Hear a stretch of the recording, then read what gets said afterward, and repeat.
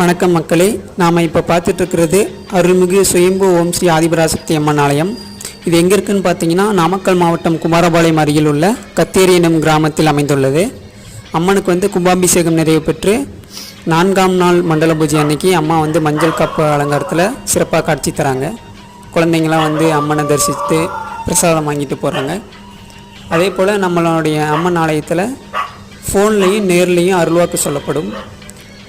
நேரில் பார்த்திங்கன்னா செவ்வாய்க்கிழமை, வெள்ளிக்கிழமை, அமாவாசை, பௌர்ணமி நாட்களில் அருள்வாக்கு சொல்லப்படும். அருள்வாக்கு கேட்க விரும்பும் பக்தர்கள் முன்பதிவு செய்து அருள்வாக்கு கேட்டுக்கொள்ளலாம்.